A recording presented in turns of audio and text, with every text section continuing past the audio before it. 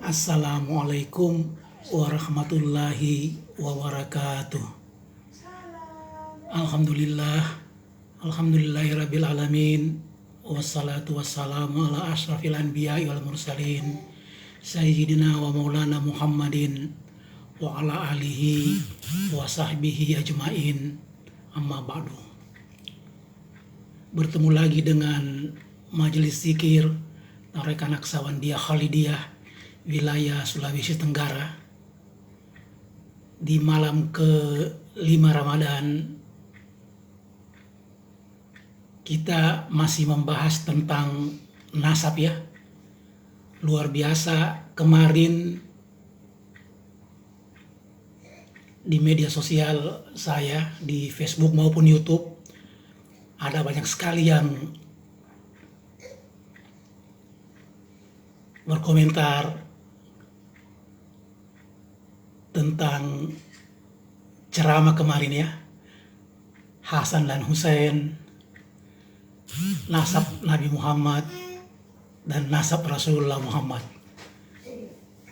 Ada yang positif, tapi banyak juga yang menganggap negatif ya, apalagi para muhibin yang sampai saat ini mereka masih terdogma oleh para habib-habib dari Yaman sana. Baiklah, kita lanjut kembali tentang nasab ini ya. Jadi malam ini saya beri judul Nasabmu, Nasibmu. Nasab tidak bisa merubah nasib seseorang di hadapan Allah. Barang siapa yang jelek amal perbuatannya, maka tidak ada manfaat kedudukan atau nasabnya. Dan nasab itu tidak ada gunanya walaupun dia keturunan Nabi sekalipun. Begitu dijelaskan dalam Al-Quran di surat An-Najm ayat 132, surat Al-Ahqaf ayat 19, yang intinya bahwa dan bagi mereka masing-masing derajat menurut apa yang telah mereka kerjakan. Allah Subhanahu wa taala berfirman juga dalam surat Al-Mu'minun, apabila sangkakala ditiup, ini bahasa dimensional ya, bahasa dimensional dari Al-Quran. Apabila sangkakala ditiup, maka tidaklah ada lagi pertalian nasab di antara mereka pada hari itu, dan tidak ada pula mereka saling bertanya-tanya. Fatimah As-Zahra radhiyallahu anha, putri Nabi Muhammad saja tidak bisa ditolong oleh ayahnya. Disebutkan hadis dari Abu Hurairah, Rasulullah berdiri ketika turun ayat surat As-Suara ayat 214, dan berilah peringatan kepada kerabat-kerabatmu yang terdekat. Lalu beliau berkata, wahai orang Quraisy, selamatkanlah diri kalian. Sesungguhnya aku tidak dapat menolong kalian sedikit pun dari Allah Subhanahu wa taala. Ini diumumkan kepada orang Quraisy ya. Kebetulan Rasulullah sallallahu alaihi wasallam itu adalah suku Quraisy. Wahai Bani Abdi Manaf. Selanjutnya Rasulullah berkata, sesungguhnya aku tidak dapat menolong kalian sedikit pun dari Allah Subhanahu wa taala. Wahai Abbas bin Abdul Muttalib, sesungguhnya aku tidak dapat menolongmu sedikit pun dari Allah. Wahai Safiyah ini bibi Rasulullah, sesungguhnya aku tidak dapat menolongmu sedikit pun dari Allah. Wahai Fatimah, putri Muhammad, demikian kata Rasulullah, mintalah padaku apa yang engkau mau dari hartaku. Namun sesungguhnya aku tidak dapat menolongmu sedikit pun dari Allah. Ini hadis riwayat Bukhari ya. Dan Nabi Muhammad pernah bersabda, barang siapa yang lamban amalnya, maka nasabnya tidak bisa mengejarnya. Ini juga hadis riwayat Muslim dari Abu Hurairah. Nah, terlebih lagi yang tidak pernah jumpa Nabi, yang konon katanya mengaku keturunannya. Gitu ya. Jadi kita ini sebagai umat Islam, marilah berpikir ilmiah. Karena Islam itu ilmiyun wa amaliyun. Keturunan atau silsilah dan garis darah yang mengalir dalam diri manusia itu tidak menjamin. Garis keturunan, tinggallah garis keturunan. Tidak akan memberi manfaat sedikit pun jika pribadi orangnya tidak berbuat atau menjaga kehormatan dirinya sendiri. Jangan mentang-mentang cucu presiden. Jangan mentang-mentang anak jaksa. Jangan mentang-mentang mantunya polisi. Jangan bangga dari keturunan siapa. Dan jangan bawa-bawa sekedar garis keturunan, garis darah. Apalagi tiba-tiba mengaku nasabnya Nabi, mengaku cucu Nabi Muhammad. Betapa memalukannya orang seperti itu.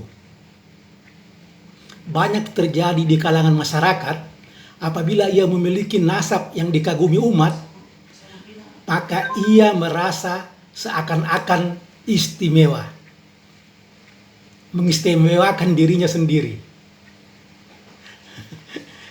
Sungguh miris dan sangat memalukan orang-orang seperti itu.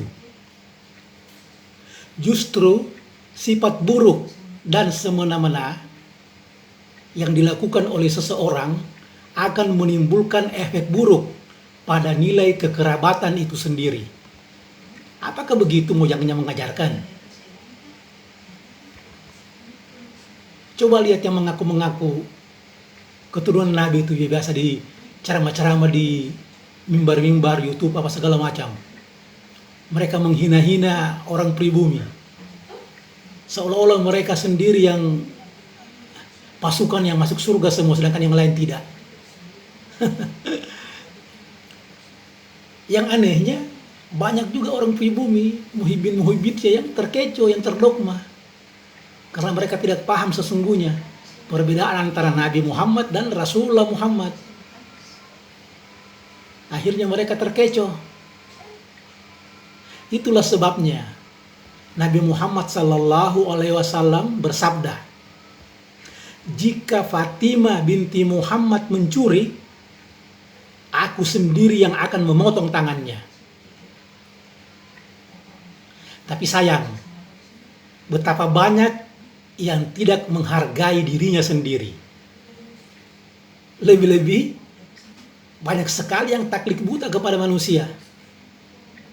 Kebodohan diri yang tanpa disadari menjajah jiwa dan pikirannya.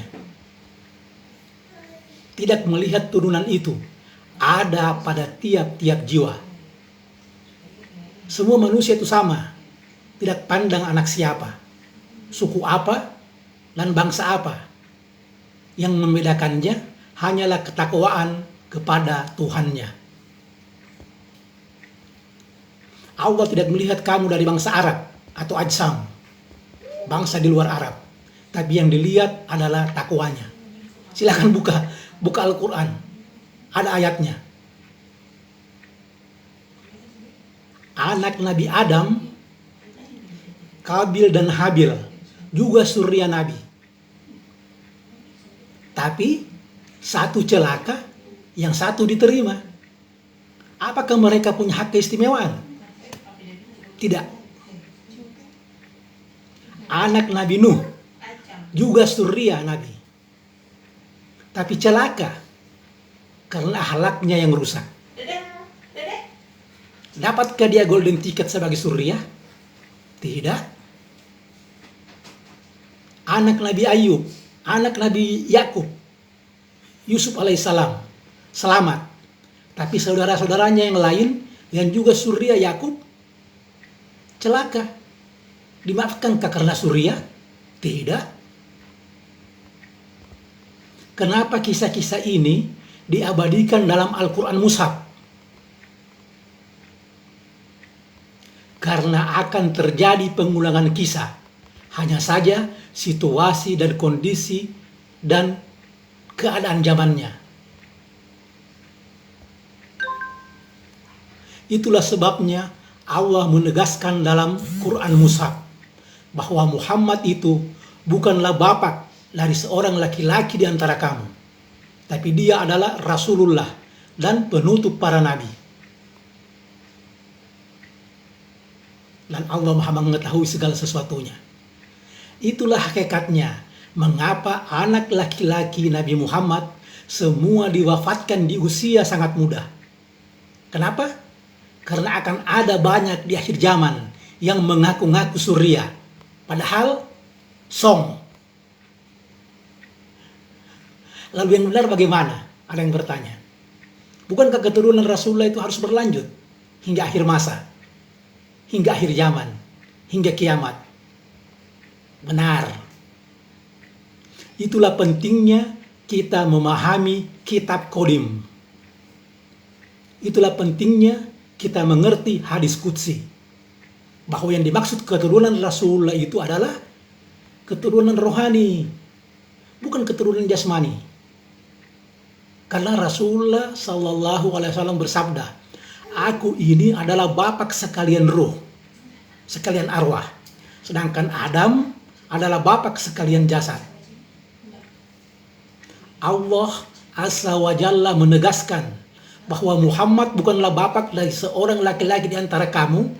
Itu merujuk pada Muhammad jasmani. Rasulullah Muhammad menegaskan bahwa dialah bapak sekalian ruh. Ini merujuk pada Muhammad rohani. Nah, siapa ahlul bait Rasulullah? Siapa surya Rasulullah Muhammad? Tanyakan pada rumput yang bergoyang. Ini tentang pembaharuan akhir zaman. Ini tentang kebangkitan agama tauhid. Ini tentang praktek tareka waris mutlak Naksabandiyah Khalidiyah. Ini tentang cinta kepada guru kami. Mau belajar? Datanglah di Tarekat Naksabandiyah Khalidiyah Nusantara yang ada di 70 kabupaten kota seluruh Indonesia. Kami terima dengan lapang dada dan hati yang ikhlas. Illa man atallaha biqalbin salim. Salamun qaulam mir rabbir rahim. Assalamualaikum warahmatullahi wabarakatuh.